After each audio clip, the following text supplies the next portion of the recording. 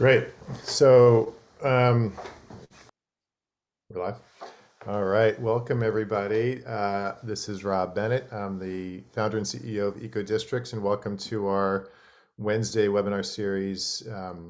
And we're really pleased today to have Nathaniel Smith of the Partnership for Southern Equity joining us to talk about just growth, advancing a racial equity agenda through land use. It's his work and Nathaniel's history as a leader in equitable development, particularly in the Atlanta and the southern part of our country, is extremely timely. And we're really, really pleased to have Nathaniel with us. He's the founder and chief equity officer for Partnership for Southern Equity, an organization he founded in 2010, having come out of work in public policy around affordable housing and working with Emory University prior to that on partnerships in the areas of equitable development. He founded PSC really to help advance equitable development in the Atlanta area, and ultimately has moved into the South. His organization does a tremendous amount of important work in the areas of energy democracy and just energy, health equity, and economic development and inclusion. Today, Nathaniel is going to give a rousing talk in contextualizing his work, and particularly a lot of his work in the history of land use and development in the Atlanta area, and as a microcosm of the bigger issues that we face around advancing affordable housing, advancing economic opportunity, and recognizing the long path that we have to go, the systemic racism in systemic bigotry that has underpinned so much of our land use. And as we work through an eco districts approach to our work, recognizing both the history and the sort of key policies, the key barriers, the key regulations that really make it difficult, and that we have to attack first and foremost in our work. I want to thank our funders and our sponsors today, the Bullock Foundation, the Kresge Foundation, Rethink, and the Partnership for Southern Equity for helping make this happen. So without any further ado, I'd like to introduce Nathaniel. Just a couple pieces of housekeeping. We're all getting pretty used to this technology, but for those of you who want to ask questions, please do that in the Q&A section.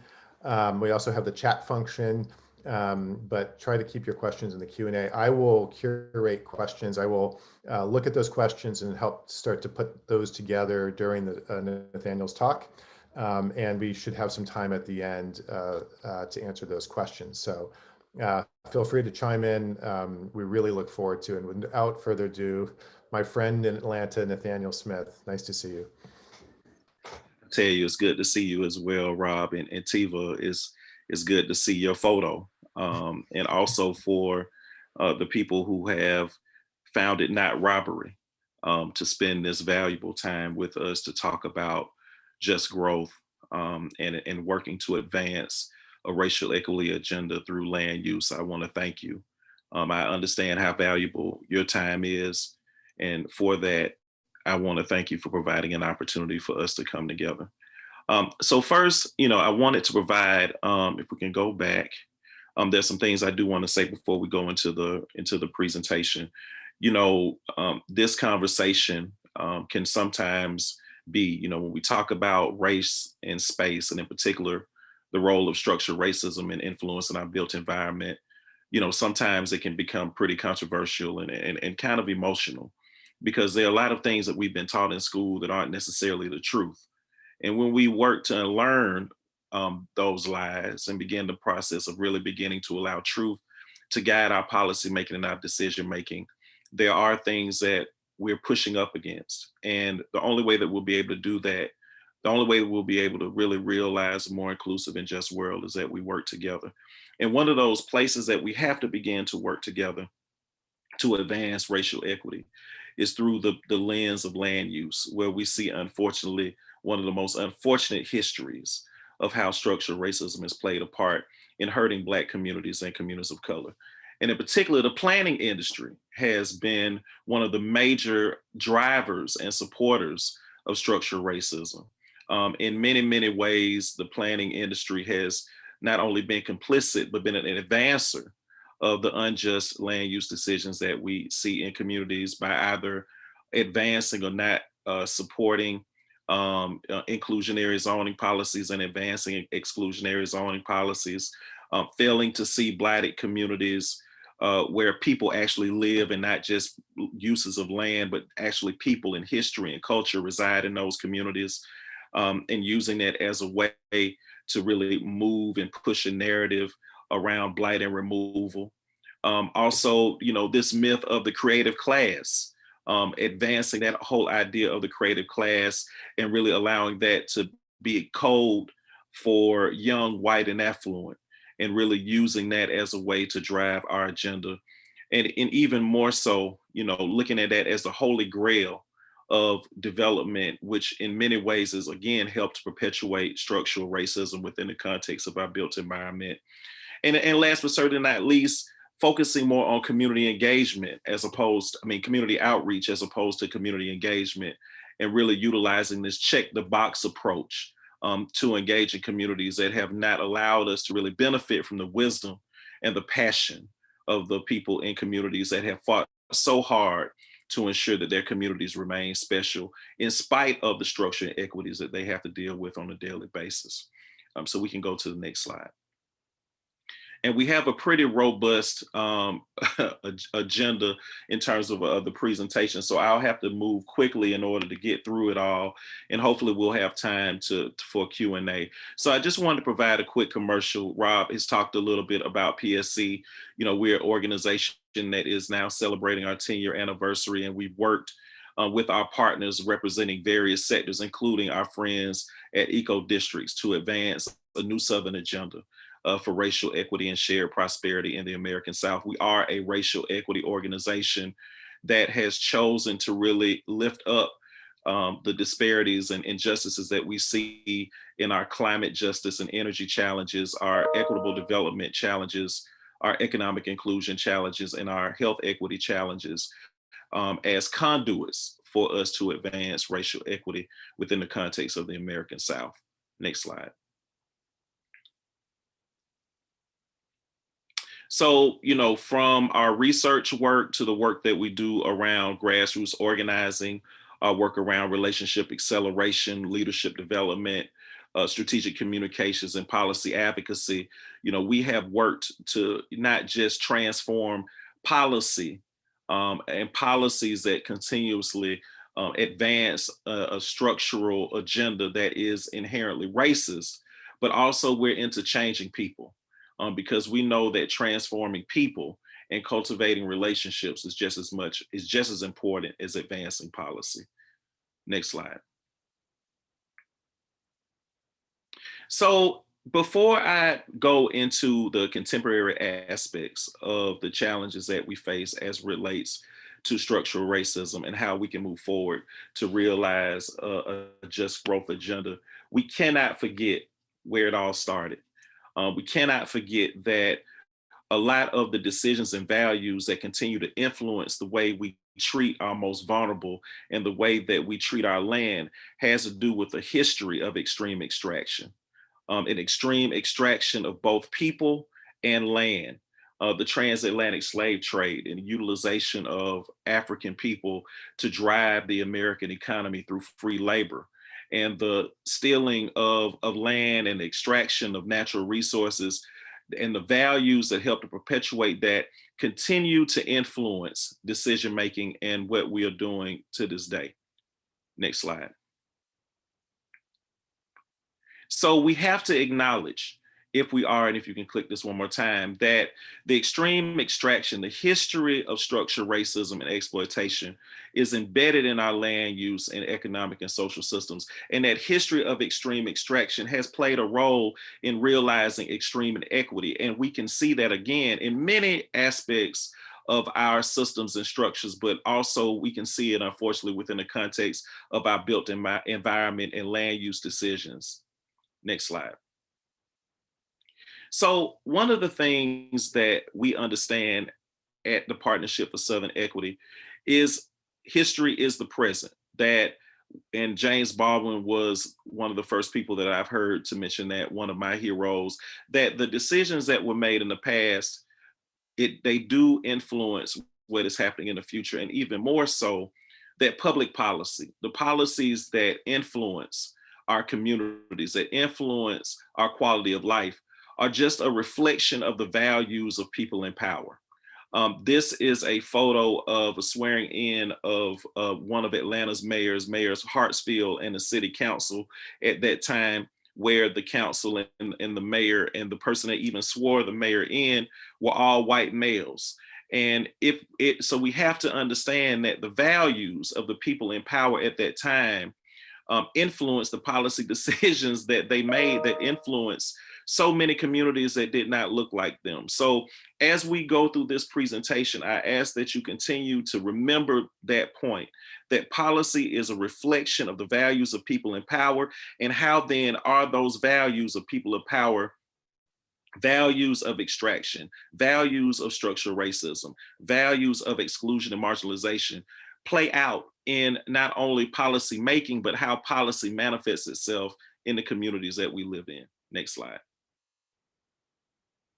So again, if we follow that idea, then how were the values manifested within the context of our land use decision making early on? And we can see that, of course, through a history of redlining and disinvestment in communities of color. This is an example of a FHA, a portion of a FHA, Federal Housing Administration underwriting manual document, where it says that if a neighborhood is to retain stability, it is necessary that property shall continue to be occupied by the same social and racial classes. A change in social or racial occupancy generally contributes to the instability and a decline in values. Again, this was federal policy that promoted, again, the values. What values were reflected in that manual? And not only were those values reflected, but they manifested themselves in a public policy and public policies that minimize the opportunity for communities of color to realize their full potential, to have access to economic opportunity. To my left, you of course see a redlining map that was utilized in greater Atlanta, where banks and government entities decided where investments would go to support communities. And they had a legend where some communities were considered the best and some communities were considered this. And unfortunately, those hazardous communities were where communities of color, in particular Black folks in Atlanta, lived. And we are still, even though some people may ask on this Zoom, well, what does that have to do with today? We're still being affected by the policy decisions that help to promote an equitable land use and economic inclusion agenda, economic development agenda in our city. Next slide. So, as I said before, we're still dealing with this. And so from that legacy of exclusion that involved our federal government, that involved our banking institutions, that involved our real estate community, that involved our realtors, we're still dealing with the history of redlining in Atlanta. And I'm sure that in other cities that you are representing around the country, there are places that are still experiencing the challenges of redlining as well. Today, still, 80% of Black children live in high poverty areas in the city of Atlanta, while only 6% of white kids live in high poverty areas. Atlanta continues to be number 2 for the lack of economic mobility for poor kids, and Atlanta is number 1 for income inequality. So again, history is the present. Next slide. So of course, for folks who are familiar with planning, we all know who Robert Moses is, an authoritarian planner and a proud displacer of more of a 250,000 people in New York. He was in a non-elected role from the 20s and the 60s, and his values were clear: progress at all expense and the removal of undesirable elements. Next slide. In Atlanta, we have a similar story through the development of something called the Lochner Plan, which came during the Hartsfield administration, and that helped and was a precursor, really, to our transportation, our highway system. And within the context of the Locklear Plan, again, it supported the utilization as of infrastructure as a way to maintain spatial injustice, and even more so is blight remediation. And as you can see from this photo, this is a photo from the Locklear Plan, views of substandard areas which would be raised by expressways. What they're not saying here, again, coded language, that many of those blighted areas, many of those quote unquote substandard areas were places where Black people lived in the city. Next slide.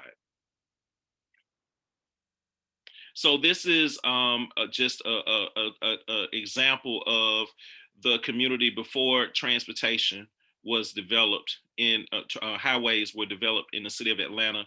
To the left and to the right, what happened when highways were developed in the city. And as you can see, in many of the places where the highways were developed were actually on top of Black communities. One community, one corridor in particular, Auburn Avenue, Sweet Auburn, which was a crown jewel of economic development in the Black community, was split in two as a result of the Locklear Plan and the plan of the government. So again, the utilization of infrastructure, the utilization of resources from the federal and local governments as a way to manifest values of structural injustice uh, manifests itself within the context of our land use decision making, and we're still experiencing, unfortunately, a history of that to this day. Next slide. So we also have to understand that, one of the key drivers and supporters of equity is a strong participatory democracy. Without a strong participatory democracy, equity cannot live. And this is just an example of how the watering down of democracy, in particular for Black people, also influence opportunities for equitable land use policies. While we focus a great deal on poll taxes minimizing the opportunity for Black people to vote, it also minimizes the opportunity for Black people to be jurors, attend public hearings, or even run for office.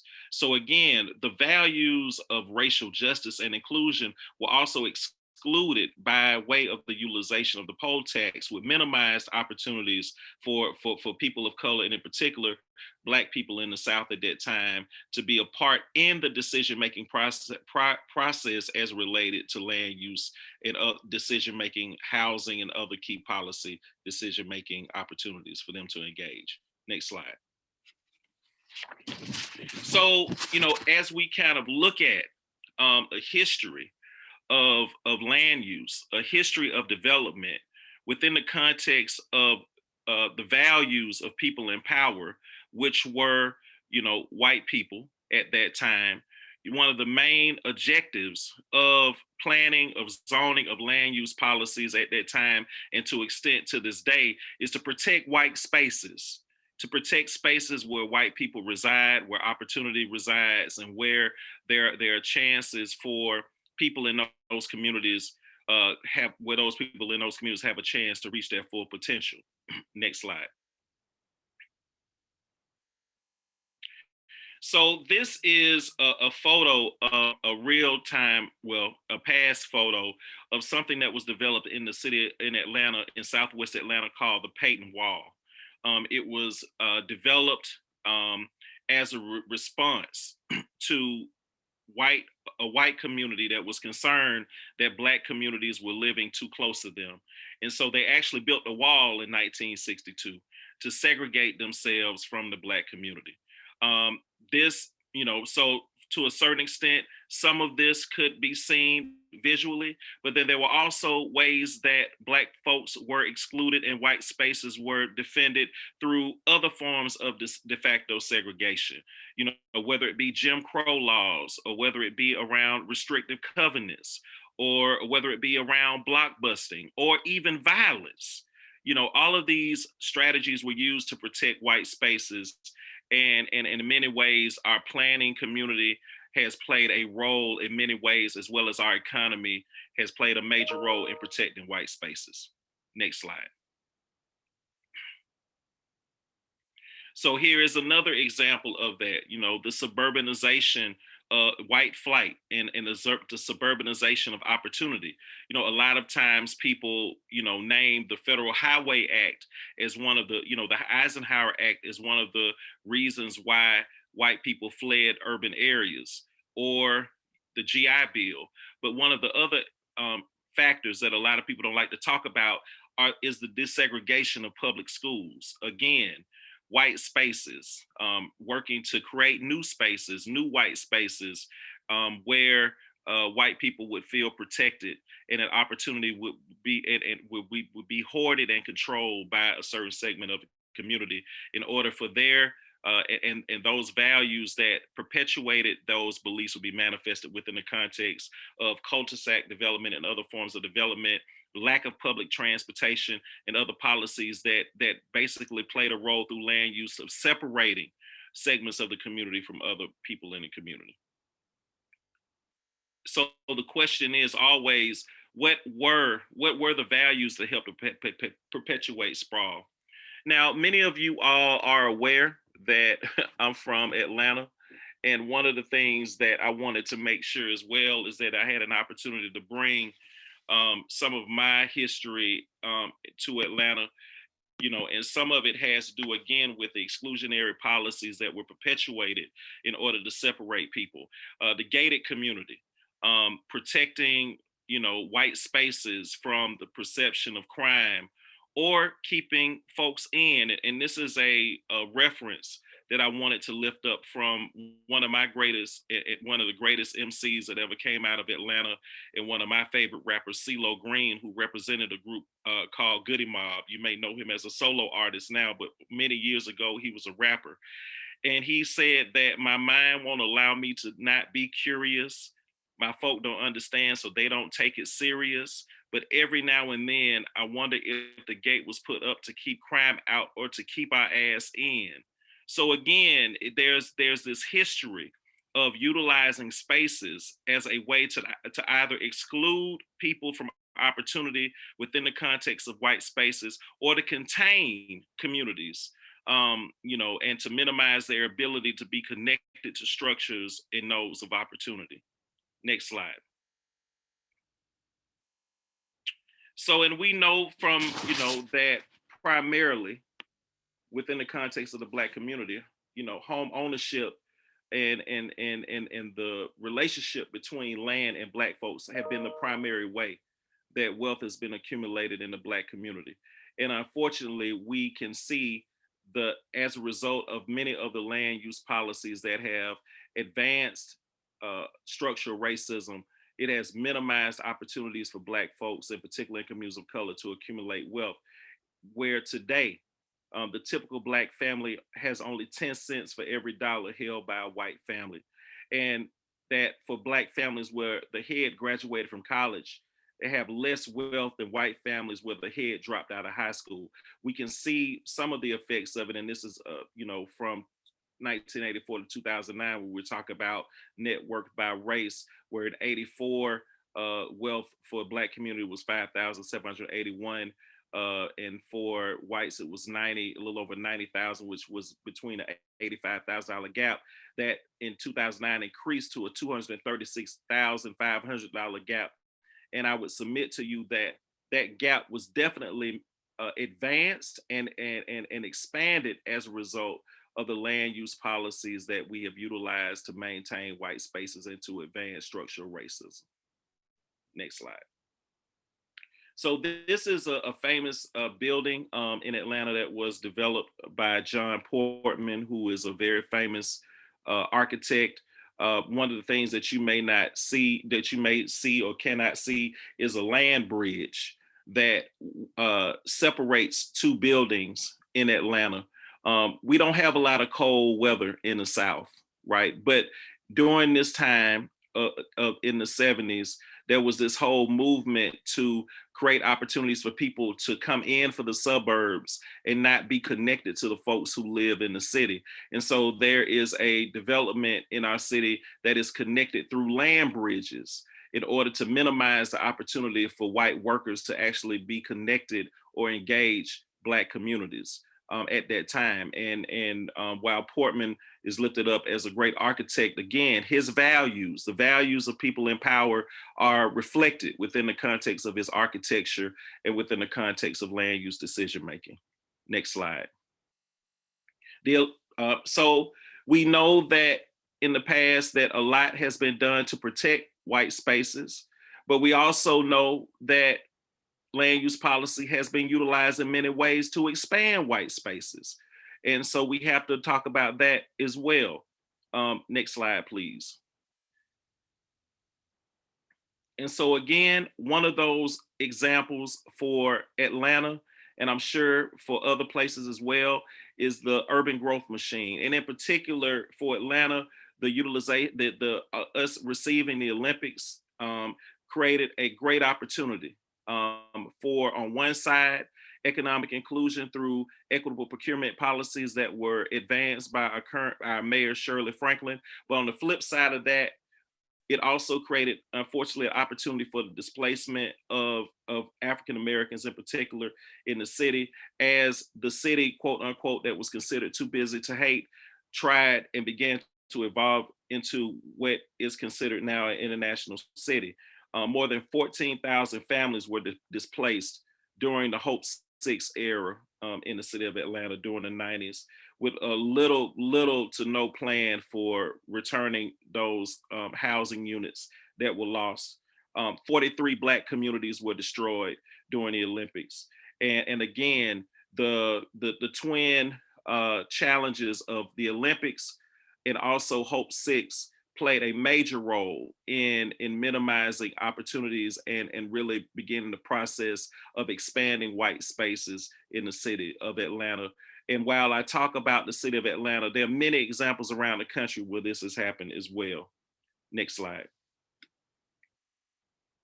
We also know that this idea around new urbanism, a return to cities, a return to walkability, while is great in terms of its context and what we need to do. My undergraduate degree was in urban studies, so I love cities. But the challenge is that on many occasions, that idea of new urbanism is not informed by the history of structural racism in America, and is not sensitive to the challenges that Black folks and other communities of color have had to deal with in urban areas. This piece came from a research document that looked at urbanism in Atlanta, and it showed that block groups with new urbanist projects did indeed become whiter over the time period than those that did not. This finding does not necessarily confirm the longstanding accusations that new urbanist development creates homogeneous white enclaves, the study notes, but it does support a relationship between new urbanism in practice and the whitening of space. So this idea of how the new urbanist movement has really played a role in whitening communities and playing a role, in really expanding white space with this idea that walkability and other key opportunities in urban communities are good for everyone. Yes, I agree. But if those new urbanist policies are not also married with a commitment to racial equity, a commitment to authentic community engagement, authentic commitment to honoring what is being quote unquote improved upon, then the values of white supremacy and structural racism and privilege will continue to create environments where people of color feel as if they don't belong, or either they're pushed out because they cannot afford to live in those communities anymore. Next slide. So this idea of the creative class, again, Richard Florida, this idea of the creative class, and again, and I talked about it, the code word of creative class, which unfortunately in the beginning meant young, white, and affluent. This infiltration of young, white, and high-wage residents in urban areas, and that would be the saving grace of our communities, again, played, in my opinion, a major role in expanding white spaces in urban communities. This is just a slide to really kind of give a people's history of the effects of the creative class on communities of color as this idea of the creative class continue to grow. I won't go into it specifically, but you can see displacement. City raises affordable housing and land slated for condominium complex. Mayor reads creative city manifesto and decides to spend $5 million to design city's garbage cans. So again, like there are, this idea of the creative class, again, language, the importance of language, and without an understanding or a new values revolution around how policy is made, unfortunately, negative things will occur. And unfortunately, urban areas it is affected negatively in a disproportionate way, low wealth communities and historically disinvested communities of color. Next slide. So I'm going to move through this quickly. These are just examples of recent articles that have come out to really talk about how urbanism and other key buzzwords that have driven planning and growth in communities have worked to expand white spaces at the expense of Black people and historically disinvested communities of color, and how I would say there is a need for us to reassess what does it mean to create the beloved community? What does it mean to create a city and regions for everyone? And so just wanted to share some of the articles and give you some things to think about. Next slide. Here's another slide that talks about American cities were designed to oppress. What is the role of architects and planners in creating a truly inclusive city and just communities, cities that are sensitive to the history of structural racism and are working hard to ensure that all voices are not only heard, but also benefit from the land use decision making and other economic development opportunities that occur in communities. We have to begin to focus on what do we want to be? What type of cities do we want to build? Do we want to create, as I said before, what Dr. King lifted up as the beloved community? How do we do that? We have to be as inclusive as possible if we want to, do we want to create cities that heal, regions that heal, or do we want to create regions that hurt and marginalize? It's up to us. Next slide. So I want to move quickly. I want to make sure that we have enough time. Want to move quickly so we can have enough time for Q&A. How do we dismantle structural racism in land use planning? I got a couple of ideas. Next slide. So first and foremost, we have to understand that words matter. That in many ways, the coded language that undergirds white supremacy is right in our faces.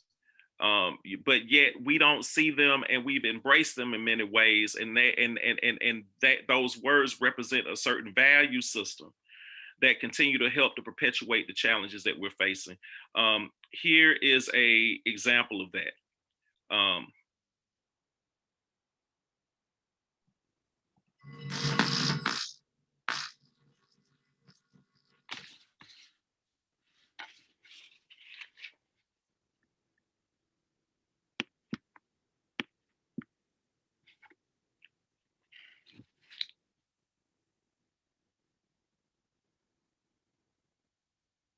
Here's how I would approach that issue as a statistician or a political scientist, or no, as a psychologist, which I'm not, is how abstract you handle the race thing. In other words, you start out, and now y'all are quoting me. You start out in 1954 by saying nigger, nigger, nigger. By 1968, you can't say nigger. That hurts your backfire. So you say stuff like forced busing, states' rights, and all that stuff. And you're getting so abstract now. You're talking about cutting taxes and all of these things you're talking about are totally economic things. And the byproduct of them is blacks get hurt worse than whites.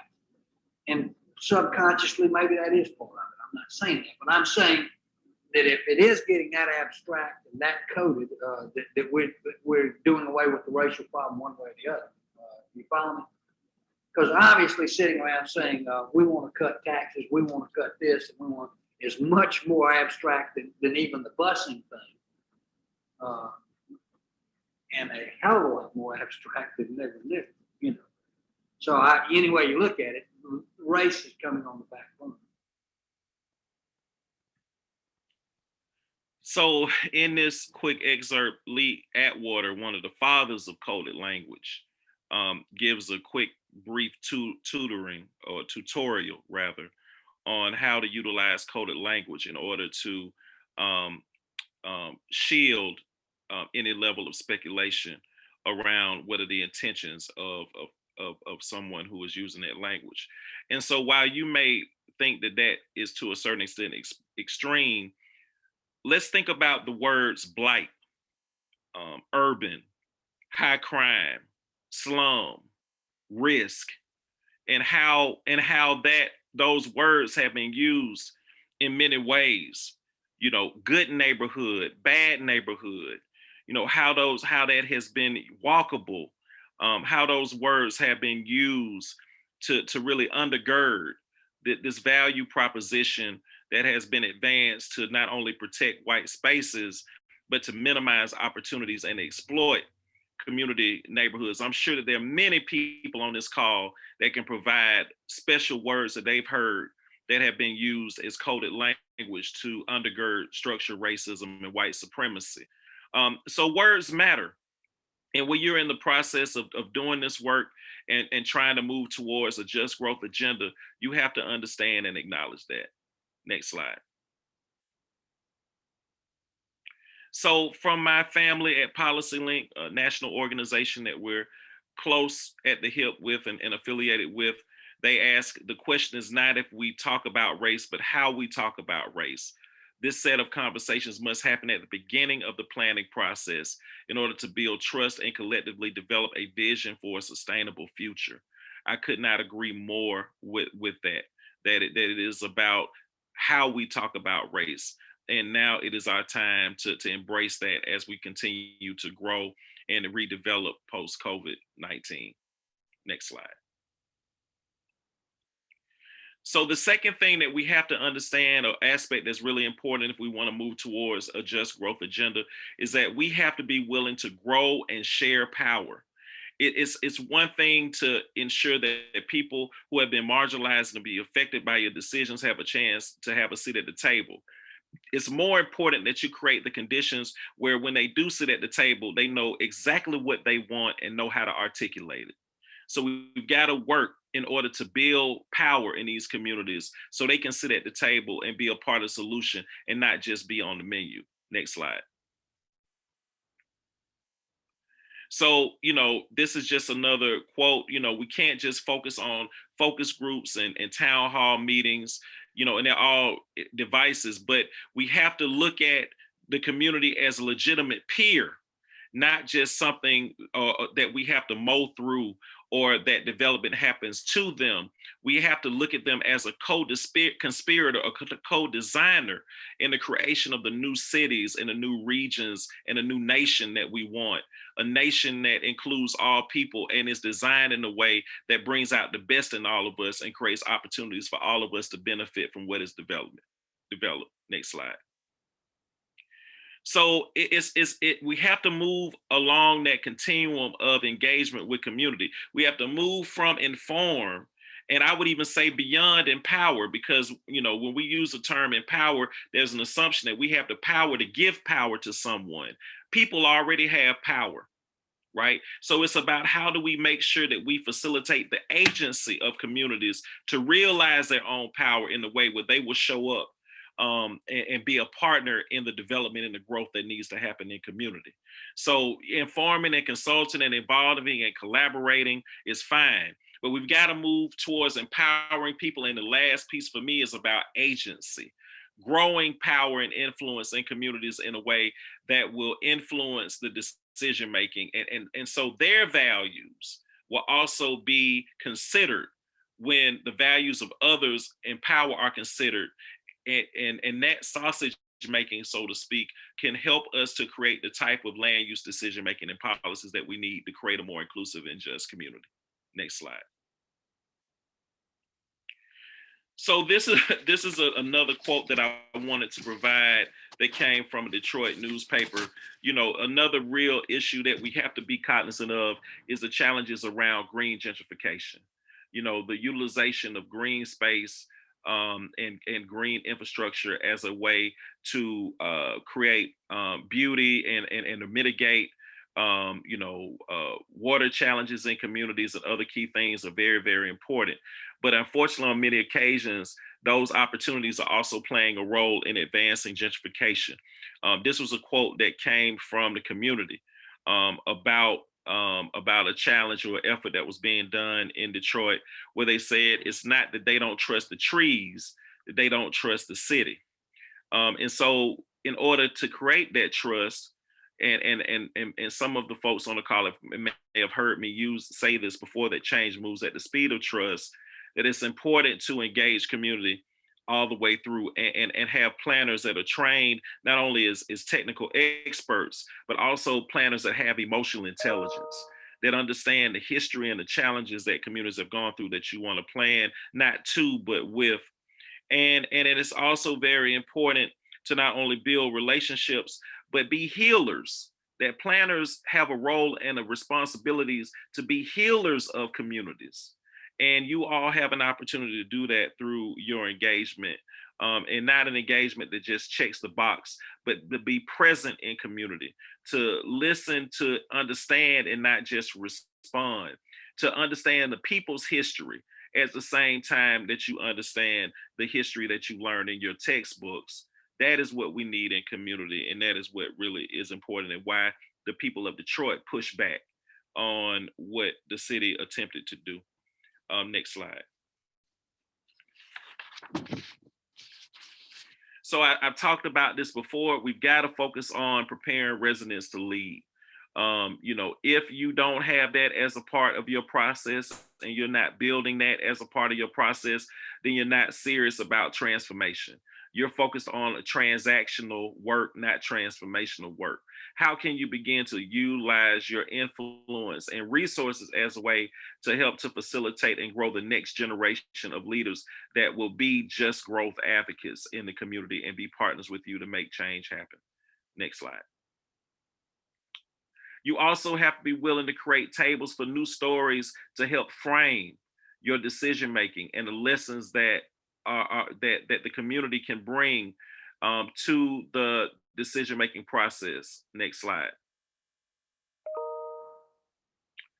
So here's another great quote that I wanted to make sure that I lifted up.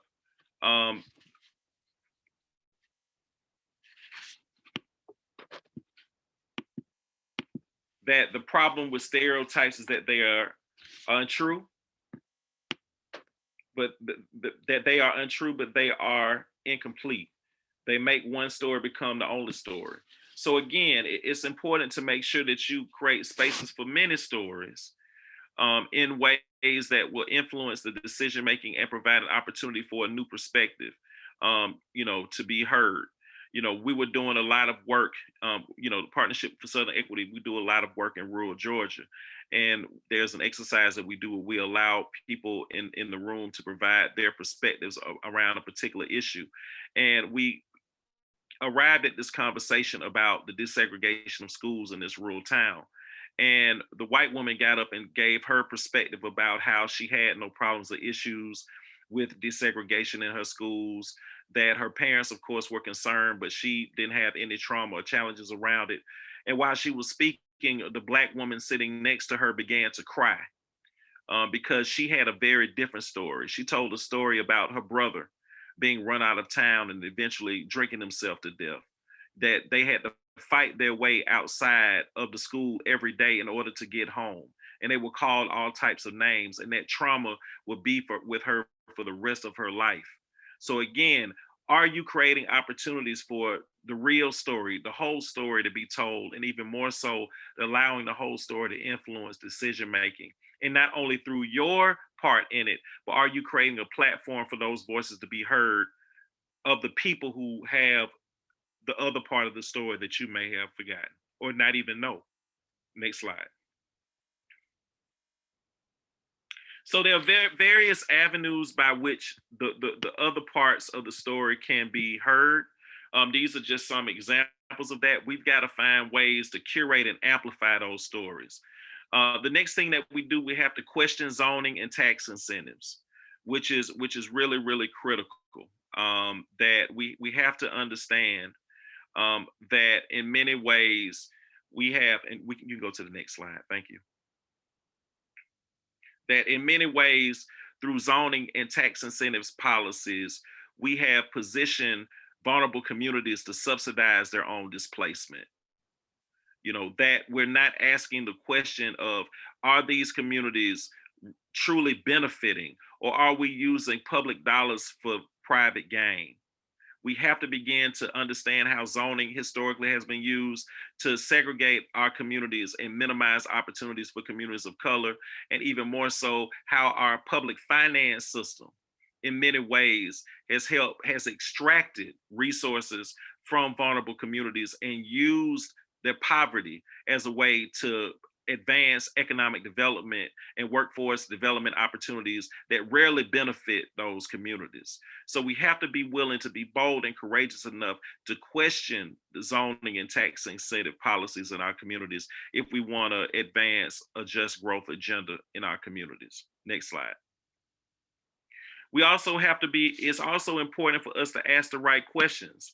You know, it's one thing to have all the answers, but I've learned in my work as an advocate that asking the right questions is more powerful than having the right answers on most occasions. So these questions around who benefits as it relates to development policy, who pays, who decides, who's missing, and who's left behind are some of the questions that you can ask as you begin to advance a just growth agenda in your own community. Next slide. We also have to get to the yes and work to ensure that folks are heard in the planning and development process. Next slide. So I'm gonna move super quick because I don't want us to run out of time, and I want to make sure that we have room. So Tiva, we're gonna move quickly, but I just want to provide some real examples of some of the work that the Partnership for Southern Equity is doing to advance a just growth agenda in Metro Atlanta and beyond. Next slide. So our just growth agenda is really about, as I said before, building capacity and power for equitable action during moments of opportunity. You know, that in the development stages, there are these moments of opportunity that we can leverage to advance a racial equity agenda. And we have to know about those opportunities and be ready to utilize those opportunities. So, whether it be decisions about design, location, funding, hiring, all of those provide opportunities for us to engage, new infrastructure comes in, as we retire old infrastructure, these moments in time, right? And so how can we work together collectively to advance a racial equity agenda during these moments of opportunity? Next slide. So our, portfolio is working in these areas, whether it be around green infrastructure, housing affordability, transportation, decision support tools, and advocacy with our various partners to advance what we call a just growth agenda. Next slide. These are some of the partners that are engaged in our work. We also have done research. There's a report that we wrote, Opportunity Deferred Race Transportation, the Future of Metro Atlanta. We've also done systems mapping around gentrification with our dear partner, Climate Interactive, and other key partners that we work with, again, to grow a movement around just growth in Metro Atlanta. Next slide. We also are built around a set of shared beliefs. So again, if we want a values revolution, we have to lift up a new value proposition in order to advance a racial equity agenda. These are the 4 values that keep the just growth circle together.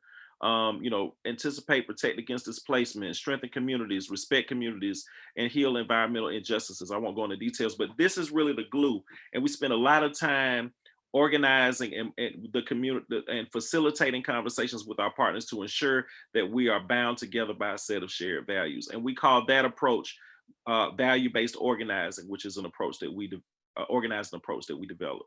Next slide. So we also do a lot of work again around leadership development. We have about 6 leadership development programs. These are some of them, very, very important. We also have a fund called the Democratizing Development Fund, where we're actually funding Black-led frontline organizations to do equitable development work on the ground. And we're actually organizing a movement of leaders in the city around an agenda called Development Watch, where we'll be working with community to engage around development decision-making and economic development decision-making. Next slide. We also have done a lot of work with our watershed management department, helping them to organize a water equity task force, and also use bond financing as a way to advance local hiring and other key things that we've done to really ensure that equity is embedded in the work of our watershed management department in the city of Atlanta. Next slide. One of our most exciting efforts that right now that we're engaged in is that we're actually working with the city of East Point, which is a city in the city of Atlanta, in the Metro Atlanta region, right next to Tyler Perry Studios, to develop the first citywide equity and inclusion strategic plan of any city in the state of Georgia. And so we're looking at industrial reuse, economic inclusion, and housing affordability as the key pillars of that plan. And now we're beginning to engage other municipalities in cities around the Southeast, where we're beginning to think through ways that we can assist them in developing their racial equity strategic plans as well. Next slide. So I wanted to end quickly by lifting up a woman that you may not have seen before, but a woman that has been etched in my heart and mind since I saw this photo as a young man. This is a woman by the name of Miss Malverta Hendricks. She was someone who was affected by Hurricane Katrina, along with her family members and other people who were standing outside of the Superdome, waiting to get help from a government that didn't love them the way that they loved them. And, you know, in my opinion, the challenges of Hurricane Katrina provide a real-time example of what happens when the values of structural racism and white supremacy perpetuate themselves in a way that, you know, all it needs is the match, and the match was Hurricane Katrina to fully realize itself. You know, in many ways, you know, Miss Hendricks was in her 80s when this photo was taken, and she's probably gone on to be with the ancestors right now. But in many ways, Miss Hendricks continues to be a motivating force in my life. And, you know, and we have to understand that this work that we're doing is about people, and it's about justice, and it's about creating a world where all people matter. And so with that, the path forward for me personally, it has to focus on these particular areas. And if you can press the button one more time, that as you move forward, I call them the R's, and these are very important as you become an advocate for a just growth agenda. The first thing that you have to do is resist. You have to resist the history of white supremacy and resist the structures that have been created as a result of it. You have to fight and not accept mediocrity or injustice, even when you may be alone in you pushing back. You also have to focus on reform. You have to push for the policies that we want to see in the world, which should be reflected by your values and not the values of the people that are in power that don't believe in what you believe in. We also have to focus on reconciliation. We have to create the spaces for people to forgive the injustices that have occurred, and even more so for the people to acknowledge the wrong that they've done to people that have been oppressed. Restoration is key, you know, from fix it first policies in communities where we're focusing on fixing old infrastructure or other key things. We got to restore the communities that have been disinvested in as a result of redlining. We need a black lining agenda where we're reinvesting in the communities that have been left behind. And restitution, we got to pay people for the pain that they've experienced. We got to find a way to use the resources that we have as a way to make people whole. A conversation without a real conversation around restitution is not a real conversation at all. And last but certainly not least, we got to focus on regeneration. We've got to create communities that can heal themselves and communities that are able to heal other communities as through their example and through the work that they do together collectively to move this work forward towards a more just and inclusive agenda. So I will stop there, and we can go to the next slide. And again, I just want to thank you all from the bottom of my heart for giving me an opportunity to share my views and my perspective. And I hope that what I have shared will encourage you to believe that a better tomorrow is possible, and even more so that you have a role in realizing it. Thank you very much. Wow, thank you, Nathaniel. Very powerful. There's a lot going on in the chat right now. A lot of emotional, I think, response to what what you've laid out for us in your personal history and your just how you have bring yourself to this work. Thank you for that. And there's so much here. We don't have a lot of time. And what I'd like to do is see if we could have you back for a Q&A so that there's an opportunity to tackle a lot of the questions that are being asked. But I think on the whole, and I'm not sure if you've seen it, people are really, really thankful for your presentation and appreciate your time. And I'm sure lots of people will reach out.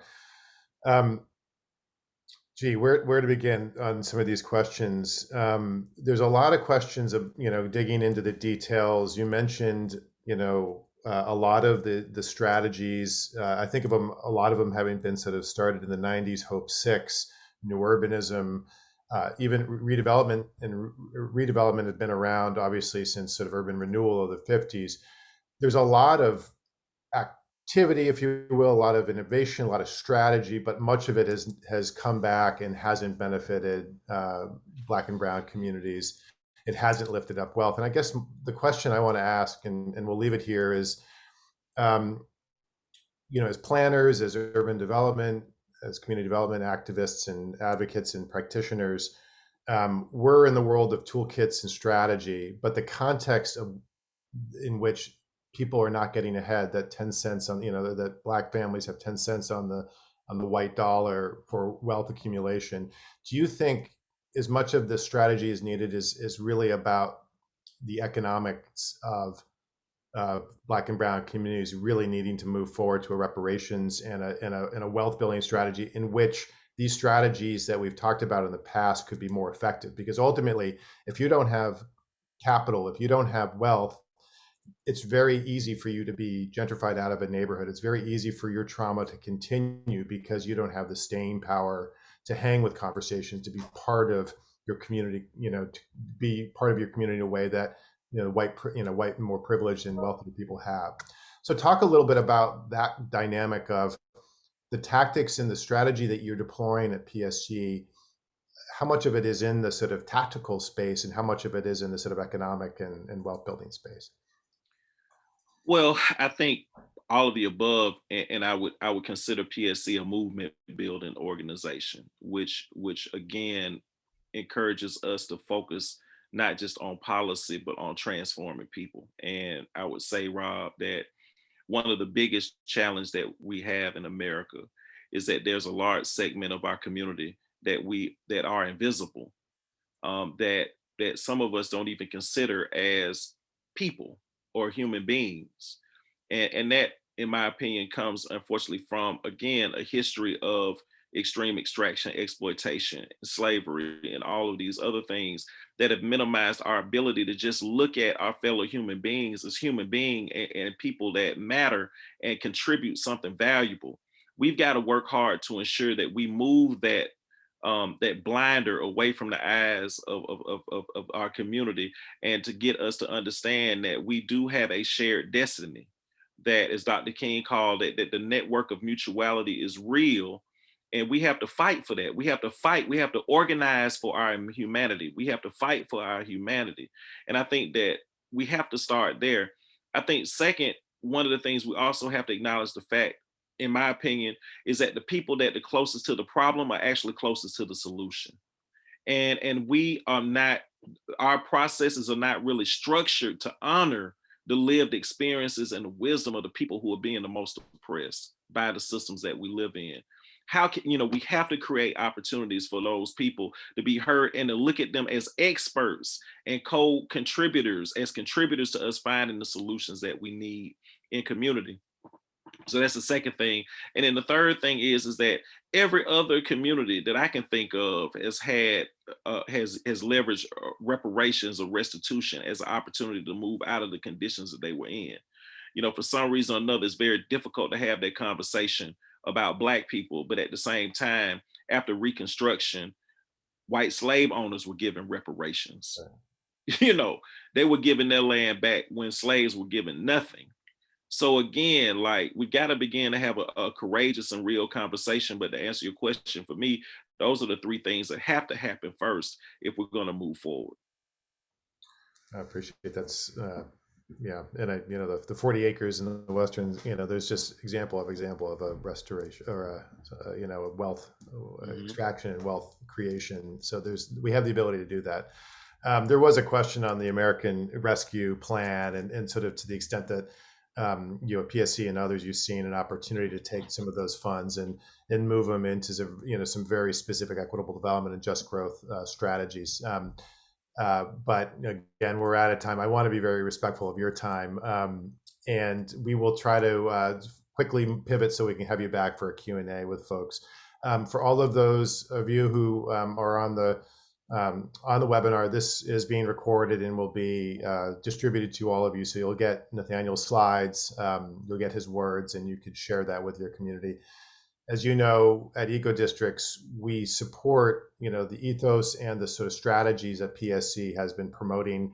We've learned a lot from PSC and the ability for us to build projects that are community driven, community owned, where the local wisdom of our communities are really developing their own work is very consistent, with the Eco Districts protocol and the work that we do. So we really encourage you to continue to lean into the work of PSC and Eco Districts, and we'll see you next time. Thanks again, Nathaniel. Thanks Teva, for your support. Always good to see you, man. Likewise. And thanks, Teva. Yeah, take care now. Take care, everybody. Thank you, everyone.